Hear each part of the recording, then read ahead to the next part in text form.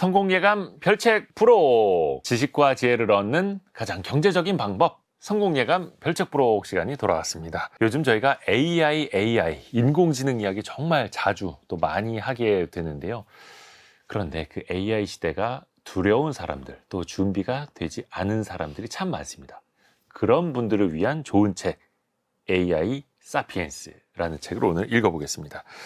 이 책의 저자, 성균관대 부총장이신 최재붕 교수와 함께합니다. 교수님 안녕하세요. 안녕하세요. 반갑습니다. 교수님이 예전에 쓰셨던 책이 포노 사피엔스라는 맞습니다. 책. 그게 스마트폰의 인간? 뭐 이런 건가요? 그러니까 스마트폰을 신체의 일부처럼 잘 쓰는 인류. 예.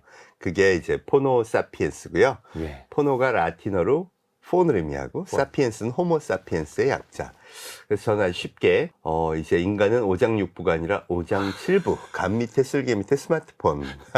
사실 그렇게 살고 있어요 지금. 그렇죠. 네. 근데 거기에다가 이제 AI가 덧붙여지는 시대지 않습니까? 맞습니다. 폰 안에 AI가 들어가면 예. 폰을 자유자재로 쓴다는 게 AI 비서를 자유자재로 쓰는 거죠. 네. 너 글도 좀 써. 음악도 좀 만들어. 그림도 좀 그려볼래? 네. 뭐 이렇게 자유롭게 쓸 수 있는 인류가 살아가는 세상. 그러면 또 뭔가 굉장히 많이 달라지겠죠. 그게 이 책 내용이라고 보시면 될 것 같습니다. 그러니까 네. 스마트폰을 자유자재로 쓰는 인간, 인류라고 하면 여러 가지 기능을 그렇죠. 의미하는 네, 것일 네. 테고 AI를 잘 다루는 인류, 종족, 네. 그것도 AI 사피엔스라고 하면 어떤 의미가 있을까요? 생각해보면 우리가 지금 스마트폰을 쓰면서 네. 옛날에 은행에 가야 돼. 뭐 ATM 기계라도 찾아야 되는데 그게 아니라 그냥 이걸로 다 해결하죠. 영화관에 아니야. 그냥 이걸로 보면 돼. 그러면서 그 관련 산업계가 전부 다 바뀌게 됐잖아요. 네. 그럼 AI가 등장하고 이 AI 비서가 진짜 척척박사 만능 비서예요. 뭐 물어보면 답도 잘해주고, 그렇죠. 뭐 숙제도 좀 해주고, 내가 좋아하는 영화를 좀 골라줘봐. 뭐 이런 것도 되겠고, 이번에 뭐 해야 될 일이 이런 건데 거기에 내가 들어갈 멘트 같은 것도 좀 만들어줘. 나 이런 사업을 할 건데 거기에 필요한 1분 쇼츠 좀 만들어줄래? 막 이런 게 다 가능해진다고 한다면, 그리고 그것을 어떻게 쓰는지를 잘 아는 사람들이 많이 이제 훈련을 받게 된다면 네. 관련된 산업 분야가 지금보다도 더 많이 대전환이 일어날 수 있겠죠. 그래서 그런 것을 대비하려면 나는 어떤 준비를 해야 될까? 이게 이제 우리가 갖게 되는 고민이라고 볼 수 있습니다. 이미 교수님의 제자들, 학생들도 거의 다 이 AI 쓰고 있죠. 네, 그뿐이 아니라 저희 학생들이 이제 기계공학을 전공한 친구들인데 네. 메디칼 분야의 데이터를 바탕으로 막 AI 논문을 막 쓰고 있습니다. AI 논문이요? 네. AI 관련된 논문이 아니면 AI로 논문을 쓰는 거예요? AI로 예를 들어 관련된 참고 문헌들을 찾아요. 그 다음에 그걸 바탕으로 토픽을 정하죠. 그럼 관련된 데이터들이 있을 겁니다. 예를 들어서 저희 학생들이 최근에 한 연구 중에 하나가요. 암 수술을 받으신 분들한테 이런 웨어러블을 채웁니다. 수술 받기 전과 수술 받은 후에 그 데이터 차이를 이제 측정하기 위한 건데요. 네. 수술 후에 6개월 동안 이걸 차고 있으면 이제 운동 데이터 같은 것들을 확인할 수 있고요. 예. 또 어떤 걸 드셨는지도 본인이 체크하게 합니다.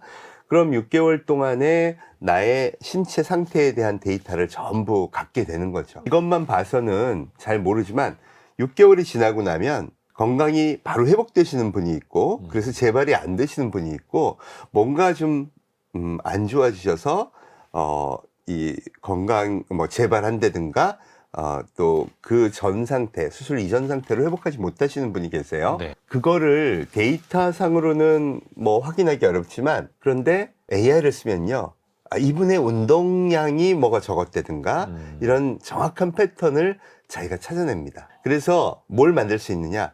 AI 헬스 코치를 만들 수 있죠. 나만의 코치를. 그러니까 수술을 받으셨어요. 그럼 오늘은 운동량이 좀 적으세요. 조금 더 걷고 그래야 나중에 회복하시기 좋습니다. 얘가 이제 이걸 차고 있으면 거죠. 알려주는 거죠. 이제 그런 연구들을 막 하고 있는 겁니다.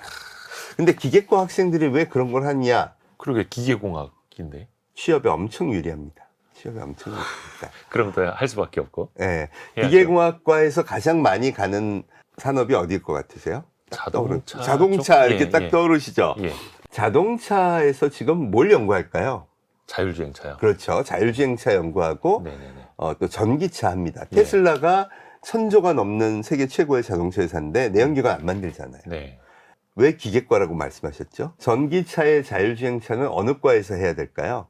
전기과, 인공지능학과, 컴퓨터공학과. 이미 지금 현대자동차 사장님이 어느 과 출신인 줄 아세요? 거기도 이제 막 세대 교체가 되면서 전공도 바뀌고 있죠. 드디어 역사상 처음으로 컴퓨터공학과 출신이 사장님이 되셨어요. 예. 그리고 뭐라고 선언했느냐? 이제 자동차는 소프트웨어다. 네.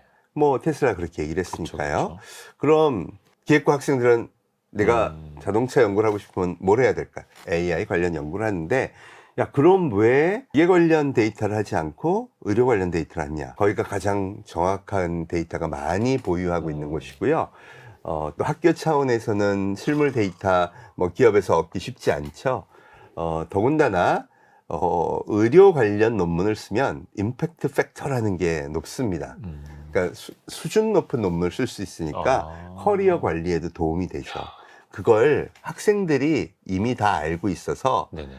교수한테 요청을 합니다. 의대 교수님하고 협업을 좀 부탁드립니다. 교수님들도 그래서 융복합이 돼야 되는 거고. 맞습니다. 사실 네. 한 10년 전까지만 하더라도 융복합 이러면 사람들이 그게 무슨 말이야? 라고 했었는데 맞습니다. 이제는 뭐 기술의 당연한 장벽도 거죠. 다 허물어져 있고 그렇죠. 융복합이 될 수밖에 없는 네. 시대이고요. 이 AI 사피엔스라는 책 저희가 이야기를 하고 있는데 네. 사실 그 기성세대 같은 경우에는 어떤 분들은 스마트폰도 정말로 나중에 받아들인 분들도 네. 계실 거란 말이죠. 네. 이 AI 시대에는 일단 뭐 저거 없어도 될 것 같은데라는 분들도 일단은 지금은 많으실 테고 네. 그분들도 억지로라도 이 AI를 배우고 받아들여야 한다라고 생각을 하세요? 어떻게 보세요? 저는 당연히 그렇다고 생각을 예. 합니다. 제가 이 AI 관련해서 강의를 다니면서 기준을 잡는 게 챗 GPT 써보셨습니까? 하는 겁니다. 네. 상공회의소. 네. 대한상공회의소에서 조사한 바에 따르면요. 직장인들이 이 챗 GPT를 사용해 본 비율이 한 33% 정도 되더라고요. 그런데 지방으로 가면 이게 뚝 떨어집니다. 우리나라가 선진국 중에서는 챗 GPT 유료 사용자 비율이 20위권 바깥이에요. 굉장히 낮은 거죠. 네네네. 그런데 재밌는 건 제가 경북 영주에 가고 그다음 전남 여수에 가서 예. 그 고등학생들을 대상으로 강의를 한 적이 있어요. 예. 챗 GPT 써본 사람. 그것도 2023년도니까 챗 GPT 등장한 지 초반에. 채 1년도 안 됐을 때죠. 네네. 그런데 거의 100%. 오. 당연히 다 써봤다는 거예요. 그 다음에 그 지역에서, 같은 지역에서 또 어른들을 대상으로 강의를 했어요. 네. 챗 GPT가 뭔지도 잘 모르세요. 오히려 어른들은. 네. 1%도 안 되는 거죠. 그래서, 이거 참 큰일이다. 왜 그렇게 생각을 하냐면요. 단순하게 스마트폰 문명을 한번 생각해 보세요. 난 스마트폰 안 쓸 거야. 초기에 나왔을 때 그런 거 되게 많았어요. 그렇죠, 그렇죠. 제가 바보 만든다고 전화번호도 못 외우지, 맞아요. 아무것도 못하게 한다 그러는데 코로나가 오니까 어떻게 됐나요? 전부 다 바이러스를 피해서 은행 계좌도 트고 쇼핑도 배우고 다 그렇게 했죠. 그렇게 됐죠. 그러니까 인류의 표준 문명이 그때 디지털로 확 대전환을 했어요. 그럼 지금 생각해 보세요. 대한민국에 만약 디지털 문명이 없었고 그때 당시에 온라인 쇼핑몰 이런 게 없었으면 다른 나라들처럼 난리가 났었을 거예요. 막 생필품 사재기 하고 그다음에 감염 관리 같은 거 안 돼 가지고 정말 고생하고 네. 그런 게 굉장히 많았을 겁니다. 그런데 우리나라가 그런 것에서 굉장히 자유로웠던 것 중에 하나가 스마트폰 기반의 디지털 문명이 잘 장착돼 있어서 그런 혼란을 덜 겪었다고 얘기하고요. 개인도 이제 한번 생각해 보세요. 난 스마트폰 뱅킹 못 믿겠어. 그러는 분 많았어요. 초반에 그랬죠. 그랬죠. 예, 그 위험해서 어떻게 쓰냐고. 그럼 지금도 계속 통장 들고 왔다 갔다 한다고 생각해 보세요. 얼마나 불편해요. 그죠? 이게 만약에 국가 전체가 그렇다면요. 생존하기 어려워지는 거죠. 제가 그래서 디지털 대전환 때에도 뭐라 그랬냐면 쇄국 정책을 하는 한 미래는 없다. 그런데 AI가 진짜 빠르게 퍼져서 이 AI를 활용해서 산업이 활성화되고 새로운 문명이 들어서고 하는데 그걸 막으려고 한다면 더더욱이나 앞으로의 미래가 암담해지지 않겠느냐 이런 얘기를 제가 하는 겁니다. 디지털 쇠국이 대한민국에도 좀 있어요. 그래요? 예, 우버 불법, 에어비앤비 불법, 암호화폐 발행 금지. 하여간 디지털은 좀 안 좋아. 이런 게 약간 사회적 관성이 있잖아요. 근데 우버가 지금 시가총액이 얼마가 되는지 아세요? 얼마나 갔을까요? 엄청 큰 기업이죠, 이제. 200조 기업이 됐습니다. 200조. 네. 시가총액이 200조. 그럼 현대자동차는요? 그거 한 50조 정도. 맞아요. 좀 최근에 오르긴 했습니다. 오르긴 했습니다만 네, 네. 그래도 뭐 한 60조. 예. 이러니 제가 결국 우리는 그런 자본이 없는 거잖아요. 그런데 제가 맨날 이런 얘기를 합니다. 기성세대들이 미래를 위한 준비를 열어줘야 한다고요. 근데 그거 안 쓰고 그냥 버티고 우리는 안 할 거야 하면 미래를 불행하게 만든다고 할까? 그러네요. 그래서 좀 자꾸 써보고 경험하고 도전해보자고 얘기하는 겁니다. 저는 참 우리나라가 어떤 새로운 기술, 또 이번에 AI도 빠르게 받아들이고 잘 활용한다라고 생각을 하고 있었는데 또 한쪽에서는 실제로 쇄국 정책이 있는 게 현실이네요. 맞습니다. 네. 많이 남아 있습니다. 교수님은 이 AI를 실제로 네. 어떤 식으로 지금 많이 활용하고 계세요? 저는 수업을 해야 되잖아요. 예. 그러니까 AI가 트렌드가 이렇게까지 왔어라는 걸 맨날 보여줘야 됩니다. 보통 수업을 하나 만들면 한 3년 쓰거든요.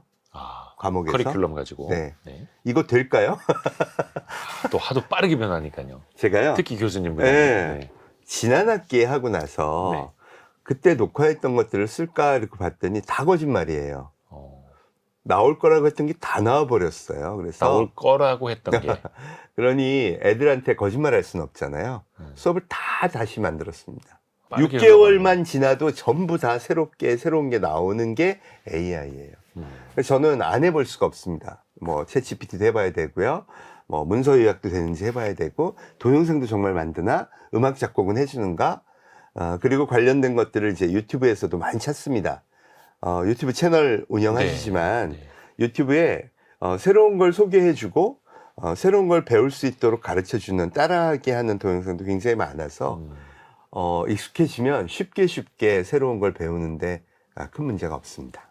정말 시간은 똑같이 흘러가는데 그 기술의 발전 속도는 어마어마합니다. 사실 챗GPT 3.0, 3.5, 4.0, 4.0 옴니 버전까지 또 다음에 또 뭐가 나올지는 모르겠습니다만 굉장히 빠르게 또 기술이 진화하고 있고요. 키워드를 하나씩 짚어볼게요. 먼저 첫 번째 키워드가 쩐의 전쟁입니다. 쩐의 전쟁. 이쪽이 또 장난이 아닙니다. 그 관련된 AI 기업들의 위상도 커졌고 아까 잠깐 우버 말씀해 주셨습니다만 엔비디아, 애플, 마이크로소프트들 또 빼놓고 이야기할 수가 없죠. 그렇죠. 정말 쩐의 전쟁이라고 할 수 있습니다. 지금 애플이 한 4,800조. 네. 마이크로소프트도 4,800조. 비슷비슷하고요. 거기에 엔비디아가 한 4,300조. 이렇게 합하면요. 세 개를 합하면 1경 3천조가 넘어요. 아니 이게 말이 안 되는 돈이죠. 그런데 키워드가 뭐냐? 생성형 AI 선도 기업들입니다. 원래 올해 1월에 마이크로소프트가 10년 만에 애플을 꺾고 세계 1위가 됐습니다. 네. 그게 이제 챗 GPT를 만든 오픈 AI의 지분 49%를 마이크로소프트가 투자해서 얻은 거예요. 그리고 1년 내내 뭘 했냐면 챗 GPT를 마이크로소프트의 모든 솔루션, 뭐 파워포인트, 엑셀 이런 데 다 넣은 거죠. 네. 그랬더니 그 성과를 인정받아 갖고 세계 1위 기업이 된 거예요. 10년 동안 한 번도 못했던 걸 결국 해낸 애플을 넘어선 겁니다. 거죠. 네. 그런데 애플이요 최근에 우리 아이폰 16부터는 AI 합니다. 그러면서 애플 인텔리전스라는 프로그램을 발표했어요. 네. 누구하고 손을 잡았냐? 오픈 AI하고. 그랬더니 또 난리가 나서 이게 뭐 세계적인 딜이다. 이런 얘기가 나오면서 애플의 주가가 빵 튀었죠. 네. 왜냐? 데이터는 애플이 세계에서 제일 많거든요. 그리고 생성형 AI는 이 데이터를 먹고 사는 거니까. 예. 그 다음 엔비디아. 이 생성형 AI 전용 칩이라는 그 GPU 시스템을 독점하고 있잖아요. 네. 사실 코로나가 직전에 2000년대에 코로나 직전에 2000년도에 네. 제가 그걸 체크해봤어요. 시가총액을 삼성전자하고 엔비디아를 체크해봤는데 네. 삼성전자가 더 높았어요. 네. 그럼 15배 이상 오른 거죠. 4년 만에. 네. 이 엔비디아가 4,300조가 된 건 완전히 생성형 AI 덕분입니다. 그렇죠. 그래서 제가 생성형 AI 관련된 기업들의 시총을 한번 쭉 모아봤습니다. 그것도 세계 20위까지만. 네. 그랬더니 무려 3경원 가까이 되더라고요. 어마어마한 돈이 모였습니다. 이게 언제 이후 처음이냐? 2000년 닷컴 버블이 있고 나서는 처음으로 하나의 주제에 이렇게 돈이 많이 모인 겁니다. 그럼 닷컴 버블을 한번 역사적으로 잘 기억해 볼까요? 버블이라고 붙은 이유가 그때 그냥 미친 듯이 주식시장이 치솟았다가 네. 홀랑 다 꺼져 버렸죠. 그래서 우린 기억하기에 그때 인터넷으로 뭐 세상을 다 바꾼다는 기업이 그때 쫄딱 망했어. 이렇게 기억하고 있는데 실제 거기 그때 그 급등과 급락을 이끌었던 대표 기업들을 지금 살펴보니까 애플, 구글, 마이크로소프트, 아마존 이 기업들이에요. 지금 세계 최고의 기업이 됐죠. 그렇죠. 이 기업들이 그때 쌓인 자본으로 뭘 했느냐? 결국 인터넷 관련된 사업에 어마어마하게 투자했고 결국 20년 후에는 인류의 문명을 인터넷 근간으로 바꿔버렸죠. 자, 그럼 이게 역사가 반복된다. 틀림없이 버블은 꺼질 것 같아요. 그런데 여기서 살아남은 생존한 기업들은 엄청난 자본이 있잖아요. 이 자본을 바탕으로 AI 문명 시대를 열어갈 거다. 이렇게 예측할 수 있다는 거죠. 자본이 쌓이면 에너지가 됩니다. 예를 들어 유튜브 같은 것도 보세요. 2005년에 처음 나왔을 때요. 네네네. 동영상 올리는데 30분, 내리는데 30분. 네. 사람들이 야, 이게 뭐 TV를 바꾼다고 그러니까 웃기지 말라 그랬어요. 무슨 미친 소리냐 그게. TV가 얼마나 대단한 건데 너 영상 하나 올리는데도 30분 걸리면서. 근데 생각해 보세요. 어떻게 됐냐. 구글이 인수하고 나서요. 묻지마 투자. 이익을 안 남겨도 좋으니까 이건 미래가 될 거야. 믿고 자본을 계속 밀어준 겁니다. 다른 데서 돈을 벌어갖고. 네. 인프라는 어떻게 됐죠? 2G, 3G, 4G, 5G. 이게 전 세계가 어마어마한 인터넷을 위한 인프라 투자에 돈을 집어넣은 거예요. 하드웨어와 소프트웨어가 동시 발전하면서 결국 인터넷 문명을 인류의 표준 문명으로 만든 거죠. 그걸 다 한 게 자본입니다. 닷컴 버블 때 쌓였던 자본. 그럼 이번에 AI 시대에 쌓인 자본은 역시 소프트웨어, 하드웨어를 발전시키면서 미래를 바꾸는 에너지가 될 수 있다는 거죠. 이게요. 예. 알파고 나왔을 때 기억나세요? 그럼요. 예. 알파고 나왔을 때도 난리 나고 특집 방송하고 그랬었잖아요. 예, 맞아요. 자본은 1도 안 움직였습니다. 그거는 그 어디였죠? 뭐였죠 이름이? 딥마인드. 딥마인드. 네. 거기에서나 할 수 있는 일이지라고 이제 바다 건너 얘기로만 받아들였죠 우리가. 그렇죠. 우리는 근데 그 딥마인드가 이세돌을 꺾었다는 것 때문에 충격을 되게 받았는데 자본은 뭘 받냐면 바둑은 줄 수 있어. 그런데 진짜 실제로는 무슨 일을 할 수 있는데 검증이 안 되면 자본은 1도 안 움직여요. 맨날 바둑만 둘 거야? 뭐 이거였죠. 그렇죠. 예. 근데 2022년 11월 30일 지금부터 17개월 전에 챗GPT가 나오고요. 1년 동안 자본이 쳐다본 거예요. 제가 뭘 할 수 있지? 검증이 된 거죠.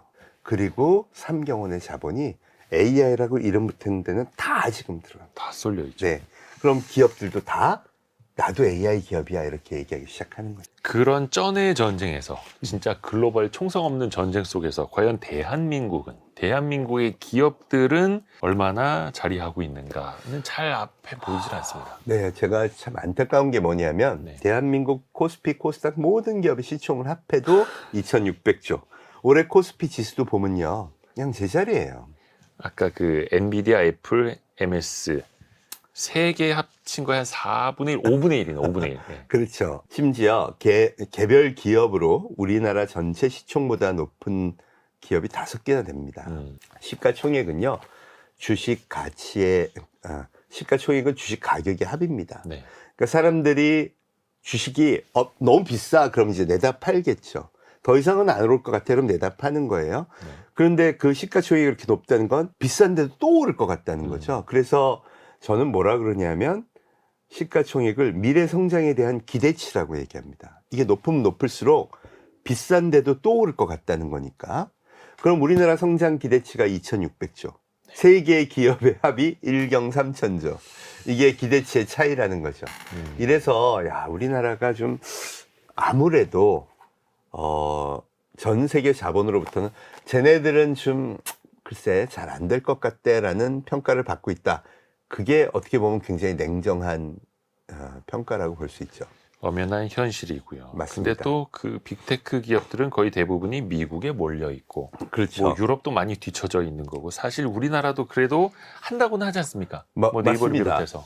우리나라가 안타까운 게 뭐냐 하면 사회적 관성이요. 너무 개발도상국 시대의 관성을 갖고 있는 것 같아요.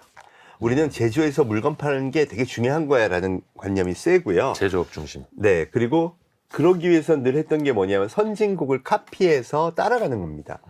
그러다 보니까 어떤 시스템에 대한 의존도가 되게 높고 조직이 중심이지 개인의 어떤 창의성이나 이런 걸 고려하지 않죠. 네.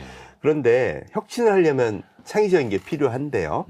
우리가 어떤 사회를 보호하는 데에 되게 집중하고 있어요. 예를 들어 우버 불법, 에어비앤비 불법, 암호화폐 발행 금지, 디지털은 좀 가지마 이런 것들 자체가 기존 사회 시스템을 보호하려는 그런 게 굉장히 분명한 거죠. 네. 그래서 그런 세계관을 좀 전환시키고 새로운 것들을 막 좀 시도할 수 있도록 해준다 그러면 해외 자본도 보기에 저희가 되게 도전적이네. 앞으로 미래 성장이 좀 기대된다. 특히 문명 대전환이 일어나는 거니까. 네. 이런 생각을 할 수 있을 텐데 규제로 막으면 답이 없습니다. 보호해야 사회가 보호하려는 마음은 충분히 이해가 돼요. 사실 대한민국에 AI 시대가 온다? 그게 반가운 사람 몇 프로겠어요? 5%죠. 5% 이해할 거예요. 준비된 자들. 네. 디지털 잘하는 사람, 네. AI 공부한 사람, 전공한 사람. 95%는 솔직히 두렵죠. 그 두려운 사람들한테 어떤 정책이 효과가 있을까요? 막아줄게. 천천히 갈게. 거기 너희가 타격받지 않도록 해줄게. 이런 정책이 훨씬 더 인기를 얻게 됩니다. 그럼 정치인이나 정부나 야, 그런 빠른 혁신을 가져오는 거는 좀 천천히 가자. 규제로 막아요. 그럴 수 있죠. 그런데 그러다 보니까 미래성장 기대치는 세상은 변하고 있는데 손바닥으로 하늘을 가리고 눈 가리고 아웅하고 있고, 그러니까 사실 이제 돌이켜보면 그런 것도 생각이 납니다. 2008년이었나요? 우리나라에 아이폰 3GS가 이제 들어왔을 때. 네. 그 당시만 하더라도 아이폰이 우리나라에 못 들어오게 하려고 막는 그런 것들도 있었지 않습니까? 맞습니다. 알력도 있었죠. 네. 그리고 뭐 우리 폰으로만 살아야 돼. 뭐 막 다 이랬는데 지금 세상에는 이제 이미 국경이 거의 없어졌죠. 예. 네. 새로운 소비 체계에서 국민들도 유튜브, 넷플릭스 보고요. 또 뭐 중국에서 커머스 플랫폼 왔다 그러니까 뭐 그 싸? 그러면 또 사고.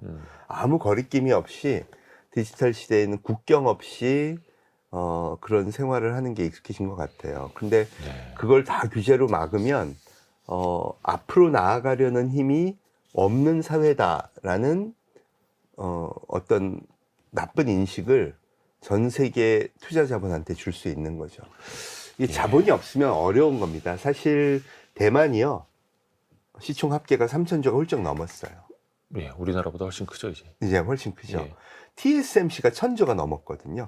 그러니까 엔비디아의 반도체를 납품한다는 이유 하나만으로. 그러니까 저는 대한민국에도 이 전 세계가 바라볼 때, 저거 잘 되는 기업인데 이런 게 풍부해져야 된다고 생각하고, 그러려면 국민들이 미래지향적인 어떤 세계관을 좀 갖고 합의해주는 노력이 필요하다고 봅니다. 그러게요. 사실은 실력으로 승부를 해야 하는데 실력으로 승부를 보면 우리가 많이 얻어맞을 것 같으니까 일단은 좀 보호를 하는 것도 없지 않아 있죠. 맞습니다. 자본에서도 밀리고 네. 뭐 기술력도 올라오긴 해야 됩니다만 또 하나 우려가 되는 게 좋은 인재입니다. 인재. 맞습니다. 지금 우리나라에서도 뭐 삼성전자 출신이 미국 빅테크로 간다. 네, 이런 것들도 되게 많이 소식이 들려오거든요. 맞습니다. 교수님이 현장에서 보실 때는 어떠세요? 당연하죠. 왜냐하면 인건비 차이가 너무 나요. 이게 뭐냐면 링크드인이라고 네. 이력서 제출하고 자기 막 새로운 직장 찾아가고 하는데 쓰는 글로벌한 앱이 있잖아요. 그렇죠. 거기서 대한민국 반도체 엔지니어가 미국 엔비디아로 몇 명이 갔나 봤더니 1년 사이에 500명이 간 거예요. 들어온 사람은 빵명. 어, 그러니까 그런 정도의 통계는 잡히거든요. 예. 그런데 이 자본이 아까 1경 3천조 이랬잖아요. 네. 그러니까 관련해서 소프트웨어 엔지니어나 하드웨어 엔지니어들이 연봉이 한 5억씩 돼요. 우리는 그렇게 못 주잖아요. 그러면 역류하는 게 당연한 거죠. 이렇게 되니까 이제 학생들도 어떤 꿈을 꾸냐면 나는 뭐 우리나라 대기업 하나 거쳐서 테슬라 가는 게 목표야. 나는 구글 갈 거야. 난 그 MS 가야지. 이런 식으로 꿈도 변경되는 거죠. 저는 왜 그게 안타깝냐? 한국도 그런 기업이 있으면 갈 거 아니에요. 그죠? 네. 저는 그게 우리가 너무 이 세계관을 옛날 시대에 고정시켜 놓고 있는 거 아니냐. 아이들조차 이제 꿈을 꾸지 못하도록. 꿈은 미국에 있는 거지 대한민국은 아닌 것 같아. 이렇게 만드는 게 아닐까 싶어서 되게 안타깝다는 겁니다. 근데 그걸 다 열어놓는다 한들 어떻게 보면 이제 물 흐르듯이 그쪽으로 또 빠져나갈 수 있는 거고요. 그러면 결국 우리 입장에서 좋을 게 없을 테고. 맞습니다. 결국 국경 없이 인력도 움직이는 게 당연한 거예요. 왜냐하면 예를 들어 우리나라의 좋은 드라마가 전 세계 국경 없이 다 보잖아요. 예. 그건 우리가 혜택을 보는 거죠. 우리나라 콘텐츠 산업은 유튜브하고 넷플릭스의 어떤 특혜를 굉장히 많이 받은 그런 영역입니다. 그럼 마찬가지로 전 세계 인재들도 나는 어디 가서 근무하면 좋을까? 심지어 재택근무까지 자유롭게 해주잖아요. 그러면 나는 내가 좋아하는 직장을 글로벌한 스탠다드에서 좋은 인재들은 고르는 게 이제 당연해진 거고 그런 걸 타겟으로 해서 움직인다는 거죠. 그러면 우리가 성장할 수 있는 요건은 뭐냐? 그런 기업들이 많이 자리할 수 있는 여건을 만들어줘야 되는 거죠. 그런 인재들이 나는 대한민국에서 여긴 생활환경도 좋고 연봉도 좋고 뭐 여러 가지 환경이 좋네. 애들 교육하는 것도 좋고 그리고 여기서 내가 즐겁게 생활할 수 있어. 이런 것들을 만들어줘야 되고 미래 성장에 대한 기대치도 키워줘야 한다는 겁니다. 그게 이제 우리한테는 굉장한 숙제라고 볼 수 있죠. 계속해서 또 문도 열고 마음도 열어야겠네요. 맞습니다. 이어지는 키워드가 구독과 좋아요입니다. 이거 제가 자주 쓰는 표현인데 네. 여기서 구독과 좋아요가 갑자기 왜 나올까요? 네. 뭔가 좀 감탄할 만한 경험이 중요하다고 말씀하셨어요. 우리가 생성형 AI 관련해서 굉장히 좋은 어떤 인프라를 좀 갖고 있습니다. 반도체가 일단 제일 중요한데 네. 그거는 세계 3대 강국이죠. 네. 확실하게. 제조에 있어서 그렇고요. 생성형 AI 관련해서도 세계 세 번째로 독자인 소프트웨어를 발표한 나라가 우리나라예요. 네이버가 발표를 했죠. 네. 그럼 이거 인프라 굉장히 괜찮은데 거기다가 온디바이스 AI라고 요새 유행하는 게 있습니다. 갤럭시에서 처음으로 세계 최초로 네. 탑재했다 그래서 열심히 선전하는 건데 그게 뭐냐면 제품 안에 요 반도체 칩을 넣고요. 거기 전용 소프트웨어를 넣고요. 그다음 그걸 바탕으로 인터넷 연결 없이 독자적인 생성형 AI 서비스를 제공하는 거예요. 예를 들어 13개국 언어를 동시 통역해주는 뭐 이런 것들이죠.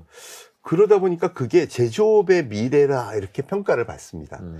그럼 반도체도 잘 만들고 생성형 AI 소프트웨어도 잘 만들고 제조업도 탄탄한 나라가 잘하는 건데 그게 대한민국이네요. 네.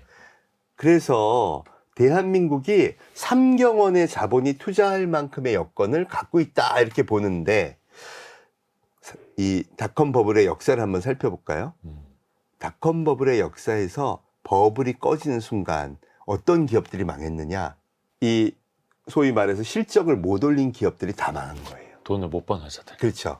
그럼 네. 이 3경원의 자본이 들어가더라도 결국 망하는 기업들은 틀림없이 쏟아져 나오겠네요. 그걸 제가 찾아본 거예요. 예. 어떤 기업이 망할까?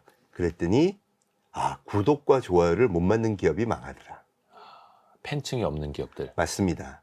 디지털 문명은요, AI 시대가 되었던 뭐가 되었던 어차피 이제 실적을 내야 되고 어차피 돈을 벌어야 되잖아요.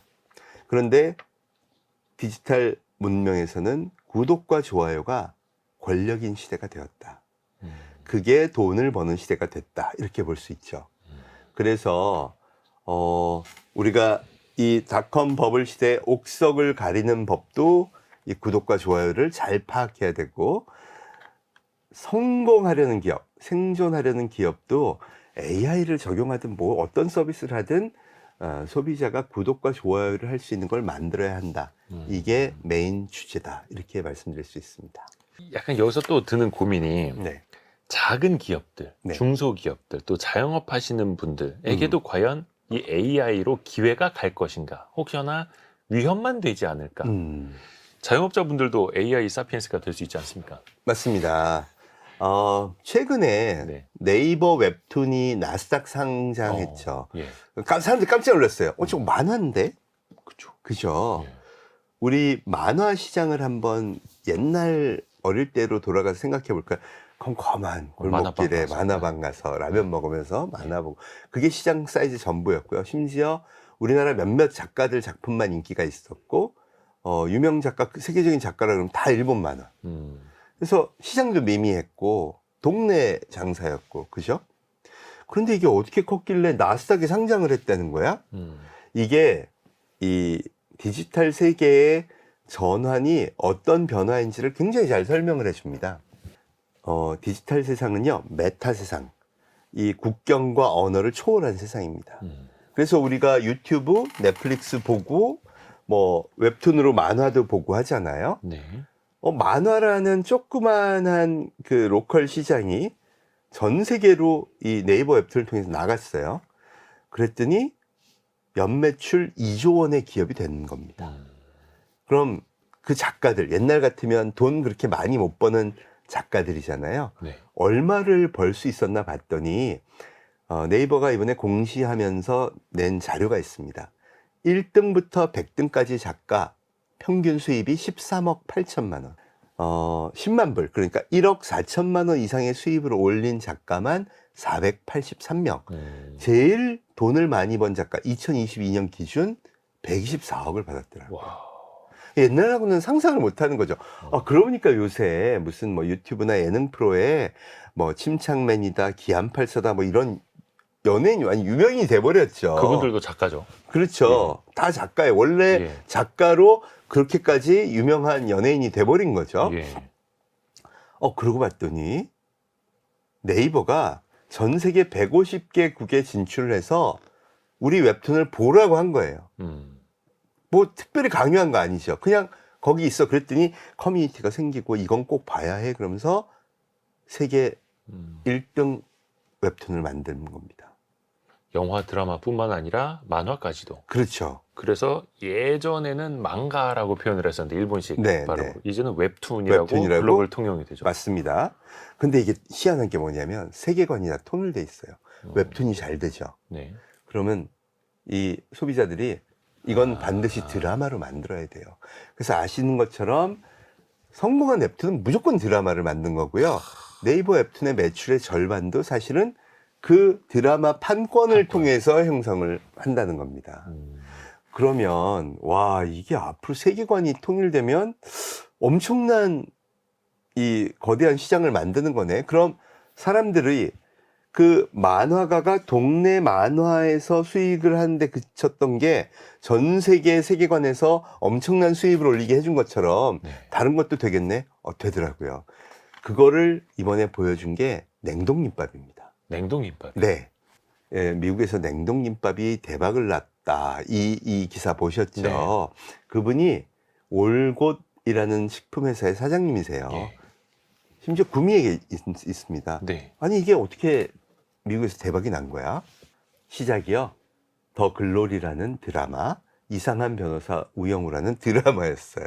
거기서 김밥을 맛있게 먹는 장면이 나오죠. 네, 맞습니다.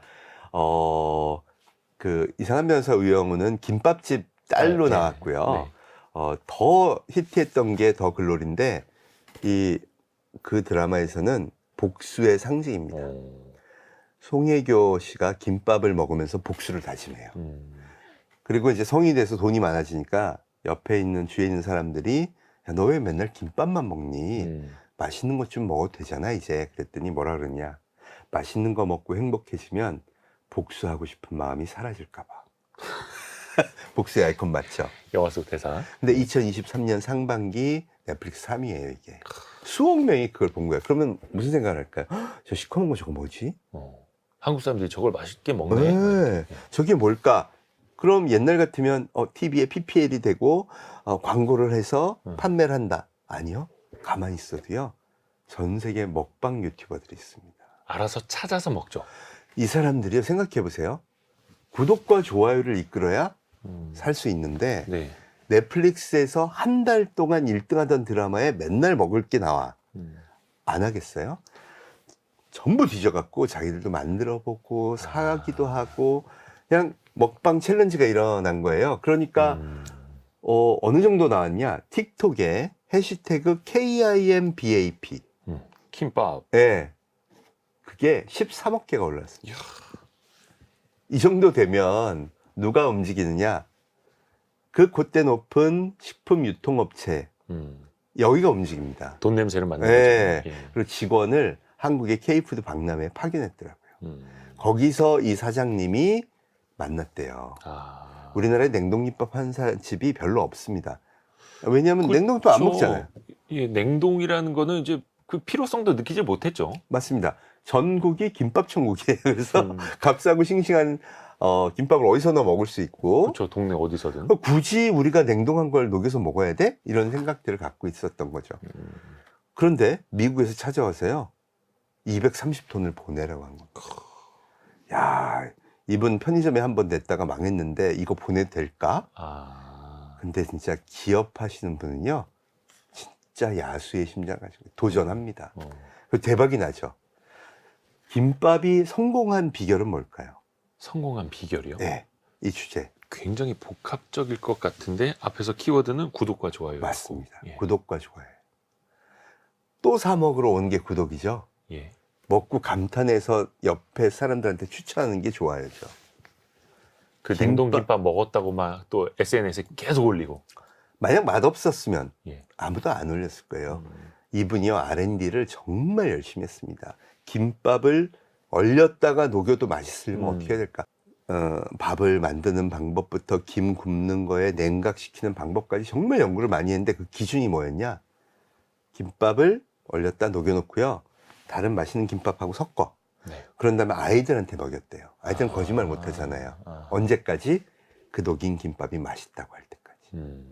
그런 R&D를 하신 분이에요. 그리고 미국 시장 진출하면서 세 가지를 지켰답니다.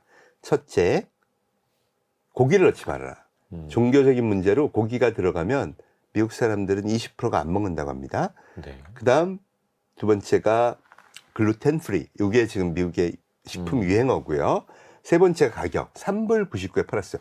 김밥 한 줄 3불 99. 5,500원이 우리는 싼 거 아닌데? 네네. 미국은 지금 빅맥 세트가 15불이 넘어요. 와. 가격이 엄청 올라서. 그래서 막 30줄, 50줄씩 사갔대요. 그 대란이 일어났고 작년에 그게 폭발하자 지금 중위 10배가 들어왔답니다. 자, 제가 얘기하고 싶은 게 바로 이런 겁니다. 세계관. 우리가 갖고 있는 세계관으로는 김밥은 동네 장사입니다. 많아도 동네 장사죠. 별로 돈 못 버는 거예요. 그런데 이제는 세계인한테 팔 수 있는 플랫폼이 열렸다는 거죠. 네. 그럼 앞으로 만약에 떡볶이를 전 세계에 유행하고 시키고 싶어. 내가 떡볶이 이거 진짜 정말 사람들 맛있게 만들 수 있어. 그럼 누구하고 기획을 시작해야 될까요? 웹툰 작가하고 기획을 하는 겁니다. 피가 뚝뚝 떨어지는 떡볶이의 복수 막 이런 내용이 웹툰에서 나오면 히트하면 야 저건 뭐야? 그리고 또 먹방 유튜버들이 한국의 떡볶이는 이렇게 만든답니다. 그리고 막 나오고 그걸 유통업체들이 냉동 떡볶이가 이런 게 되게 좋은 게 있어. 그럼 R&D를 해서 그 사람들 입맛에 맞게 판다. 이런 게 충분히 가능해진 거죠. 제가 얘기하는 세계관이라는 게 바로 이 10억 명의 소비자들한테 내 걸 팔 수 있는 그런 시장이 열렸다. 그럼 패션도 되고 뷰티도 되고 하는 거잖아요. 지금 우리나라의 중소 화장품 브랜드들이 미국이나 일본에서 엄청 인기를 끌고 잘 팔고 있습니다. 네. 한때 그 한한령 때문에 중국 시장에서 완전히 나오면서 망한다 막 그랬었는데 네. 다시 엄청 큰 성공을 거두고 있다고 해요. 이런 게 다 소위 우리나라의 K 문화가 만들어낸 팬덤들이 일으키고 있는 현상이라고 볼 수 있죠. 그래서 구독과 좋아요 시장을 잘 만들기만 한다 그러면 정말 많은 우리나라 중소기업들도 세계적인 기업으로 성장할 수 있다. 이렇게 말씀드릴 수 있다는 거죠. 구독과 좋아요, 그 팬덤을 바탕으로 세계관을 입혔을 때 진짜 세계로 뻗어나갈 수 있다. 맞습니다. 이게 세계관이라는 게 사실 그 영화 속에서 어떤 네. 설정으로만 비춰질 수도 있는데 이게 진짜 무대로 이어질 수 있는. 맞습니다. 그래서 만화방, 김밥집도 세계관을 갖게 되면은 세계로 뻗어나갈 수 있다. 네. 또 하나 지금 AI 시대에 네. 사실 AI를 활용하는 사람뿐만이 아니라 이걸 잘 활용을 하고 이것을 어떤 제품이 됐든 상품이 됐든 같이 잘 결합을 시켜서 높은 부가가치를 창출해야 되잖아요. 맞습니다. 그럼 교육법부터 많이 또 바뀌어야 될 것 같은데요. 맞습니다. AI 사피엔스 시대에는 그럼 교육 방법은 또 어떻게 변해야 될까요? 지금 마이크로소프트의 그 AI 분야의 사업을 기획하는 헤드 엔지니어가 네. 마침 또 한국계 미국인이세요. 예. 그분이 인터뷰를 했는데 자기들이 가장 신경 쓰고 투자하고 있는 분야가 의료와 교육이라고 했습니다. 여기가 혁신이 가장 많이 일어날 영역이라고 볼 수 있는 거죠. 네. 생성형 AI라는 것은요, 데이터를 많이 학습할수록 점점 더 똑똑해지는 겁니다. 네. 그러니까 의료에 데이터가 많다고 하면 그걸 통해서 뭔가 AI로 적용할 수 있는 게 되게 많아지는 건데, 우리나라 예를 들면 뭐 CT를 찍은 거, MRI 찍은 거 이런 게 모든 게 다 학습 자료가 되는 거죠.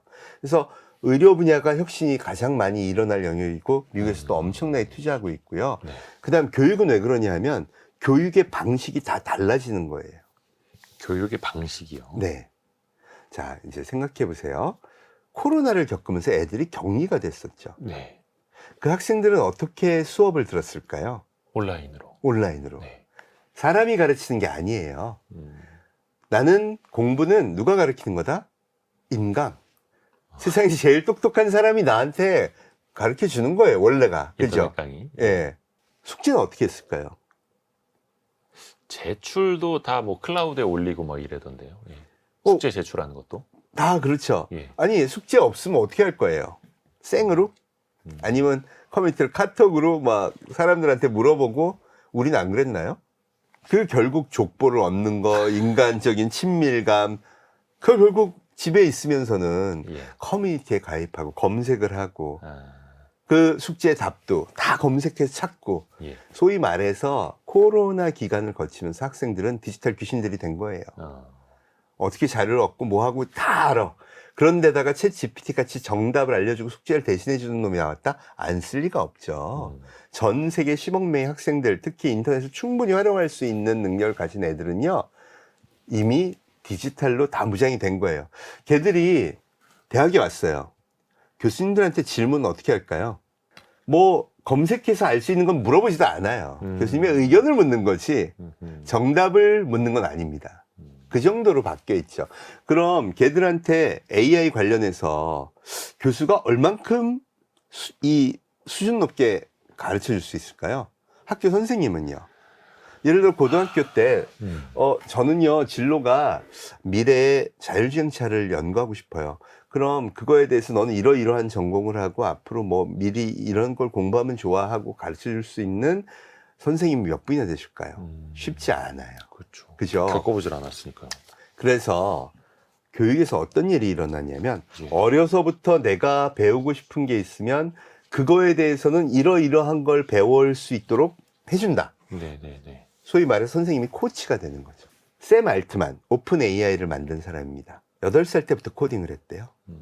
자, 마크 저커버그, 페이스북의 창업자죠. 네. 이 친구도 이미 11살 때 그 아빠 치과병원에 오는 환자들 관리 프로그램을 짰다 그래요. 그러니까 10살 이전에 코딩을 한 친구들이죠. 몇 년생이냐면 85년생, 84년생이에요. 네. 이 친구들이 이제 40살 정도 됐잖아요. 어려서부터 코딩을 하고 자기 미래를 준비를 했던 거예요. 왜? 자기 롤모델이 스티브 잡스, 또 빌 게이츠였잖아요. 이분들이 어릴 때부터 그런 걸 한 거죠. 그러니까 자기 인생을 개척하기 위해서 어릴 때부터 코딩을 했는데 놀라운 건 마크 저커버그의 아버지는 치과 의사, 엄마는 정신과 의사예요. 근데 의사 되느라는 얘기 안 했을까? 세상을 바꾸고 싶으면 어려서 코딩을 배워라. 자, AI 시대에도 그러면 이 학원에 가서 정해진 수능 공부만 하는 게 아니라 내가 하고 싶은 게 있으면 빨리 배워야겠네. 누가 가르칠 수 있을까? AI 선생님이 가르칠 수가 있어요. 네. 근데 거기 누가 필요할까요? 그걸 옆에서 지도해 줄 수 있는 코치. 그게 이제 선생님의 역할이 된다는 거죠. 그리고 얘가 빠르게 배워서 스피드업 해 가면 AI가 그 레벨을 테스트해서 거기에 맞는 컨텐츠로 계속 교육 자료를 주는 거예요. 그럼 선생님은 그걸 통해서 더 배울 수 있는 지식의 범위, 방향 이런 것들을 코칭해 주고, 물론 이제 우리가 인성에 관한 부분들 이런 것들은 여전히 선생님이 잘 가르쳐 주고 해야겠지만 이런 소위 말해서 자기가 하고 싶은 분야에 성취할 수 있는 영역을 확대시켜 줄 수 있다는 거죠. 특히 뭐 피아노나 예술 부분은 어릴 때부터 조기 교육하는 게 익숙하잖아요. 그렇죠.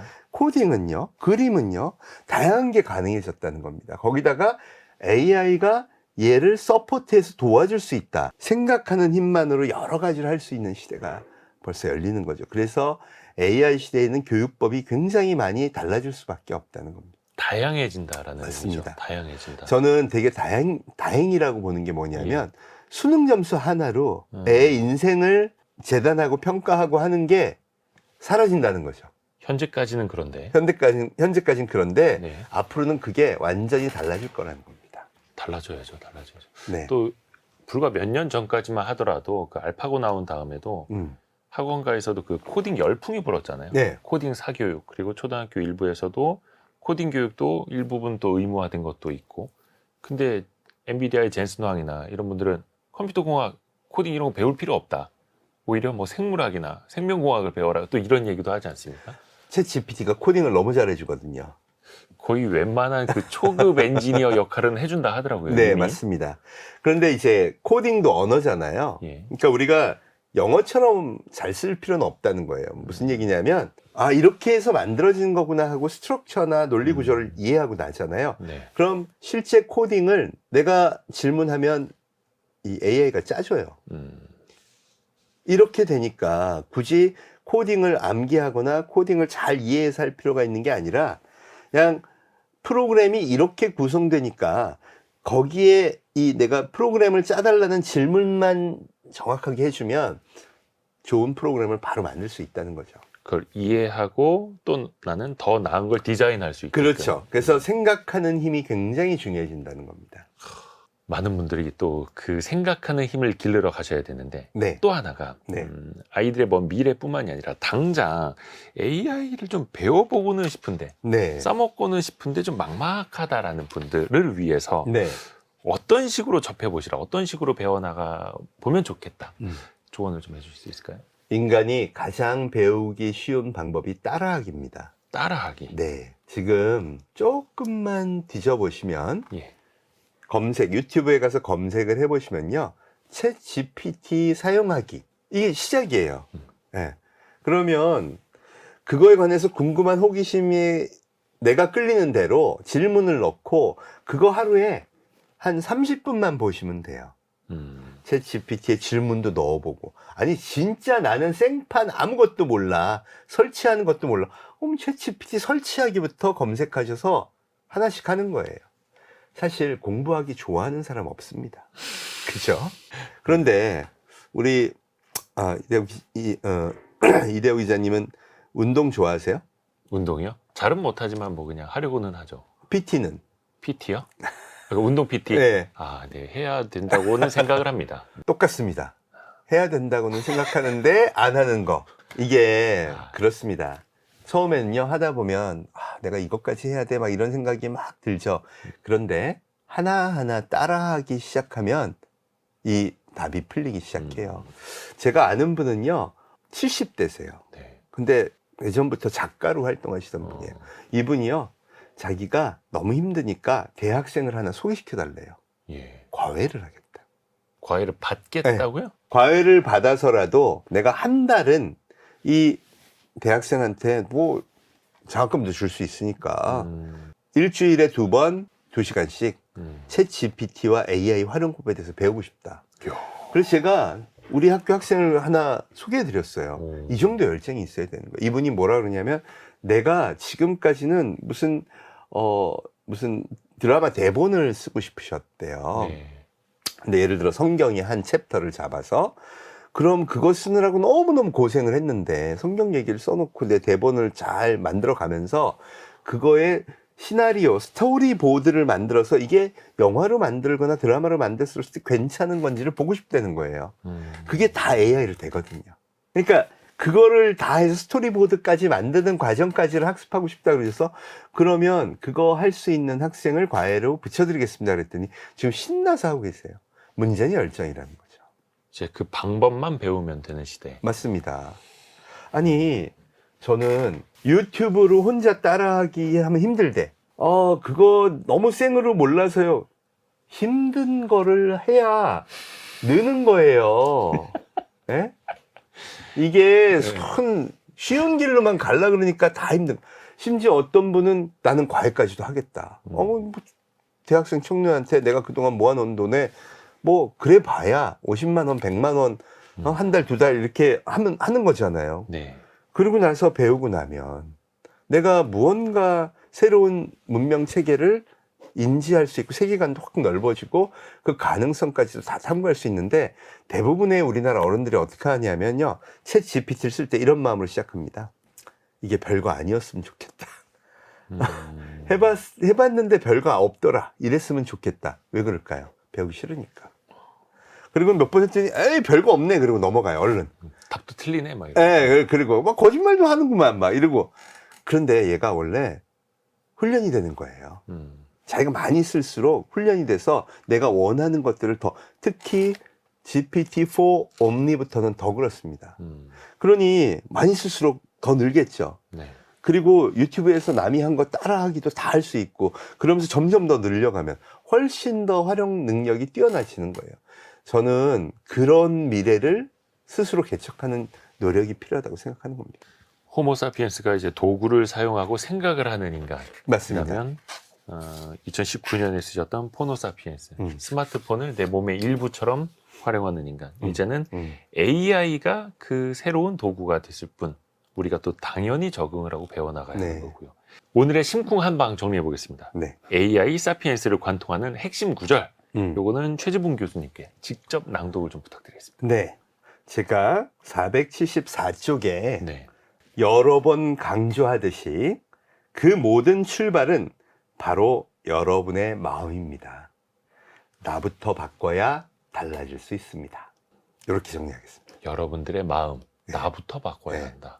이게 어떻게 보면은 인생을 살아가는 데에서도 너무나 필요하고 맞습니다. 산업적으로도 그렇고 국가 정책적으로도 그렇고 되게 좀 함축적인 의미를 담고 계시는 것 같아요. 맞습니다. 포노사피엔스 때도 제가 언급했지만 내가 대원군처럼 살 거냐 아니면 제가 그랬잖아요. 2019년에 포노사피엔스 문명이 왔을 때도 거부한 사람 되게 많았어요. 그 얘기 했을 때도 디지털이 뭐 애들 살린다고. 그런데 코로나 때 애들 어떻게 공부했어요? 결국 디지털로 다 했죠. 그렇죠. 그 이후로 폰 문명으로 확 넘어가더니 이제는 AI로 간대잖아요. 빨리 준비하고 함께 마음을 열고 가야 된다는 겁니다.